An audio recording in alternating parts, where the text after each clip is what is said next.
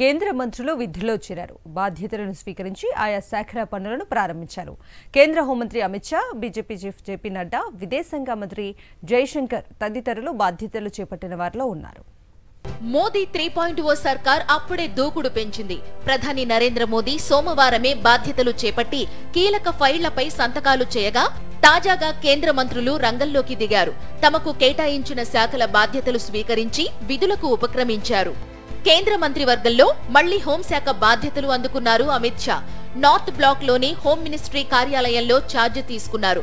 దేశ భద్రతను next level కు తీసుకెళ్లేందుకు మోదీ 3.0 ప్రభుత్వం పనిచేస్తుందన్నారు అమిత్ షా. కొత్తగా మోదీ కేబినెట్ లో చేరిన బీజేపీ జాతీయ అధ్యక్షుడు జేపీ నడ్డా కేంద్ర వైద్య శాఖ, కెమికల్స్ అండ్ ఫెర్టిలైజర్స్ శాఖల బాధ్యతలు చేపట్టారు.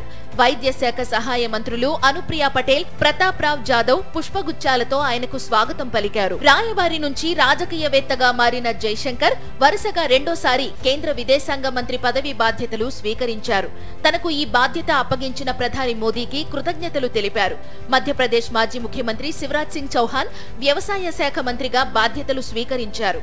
ఛార్జ్ తీసుకునే ముందు తన ఛాంబర్ లో ప్రత్యేక పూజలు చేశారు. కేంద్ర వాణిజ్య పరిశ్రమల శాఖ మంత్రిగా పీయూష్ గోయల్, హర్దీప్ సింగ్ పూరి పెట్రోలియం శాఖ మంత్రిగా, జ్యోతిరాదిత్య సింధియా కమ్యూనికేషన్స్ శాఖ మంత్రిగా ఛార్జ్ తీసుకుని పని ప్రారంభించారు.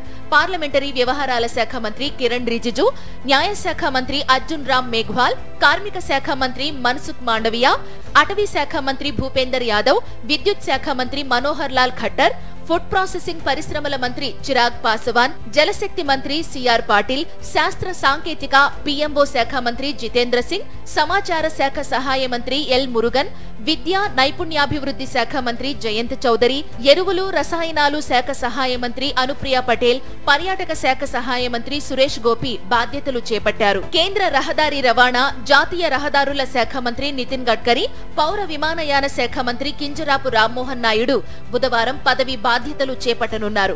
ఆర్థిక, సామాజిక నేపథ్యంతో సంబంధం లేకుండా ప్రతి ఒక్కరూ విమానంలో ప్రయాణించేలా చేయడమే తమ లక్ష్యమని చెప్పారు రామ్మోహన్ నాయుడు.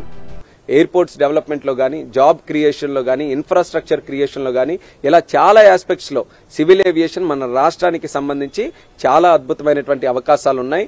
అన్నిటికంటే ముందు టాప్ ప్రయారిటీగా మనం తీసుకుంటే భోగాపురం ఎయిర్పోర్ట్, దాన్ని జెట్ స్పీడ్ లో కంప్లీట్ చేసి దానికి అక్కడ ఇన్ఫ్రాస్ట్రక్చర్ అంతా కూడా పూర్తి చేసి ఇమీడియట్ గా ఒక ఫ్లైట్ ల్యాండింగ్ అయ్యే విధంగా ఒక పక్కా ప్లానింగ్ తో ఒక మిషన్ మోడ్ మీద, వార్ ఫుటింగ్ మీద భోగాపురం ఎయిర్పోర్ట్ ని మేము కంప్లీట్ చేసి ఉత్తరాంధ్రకే ఒక ప్రధాన హబ్ గా ఆ ఎయిర్పోర్ట్ ని మేము తయారు చేయబోతున్నామని కూడా నేను ముందుగా హామీ ఇస్తున్నాను.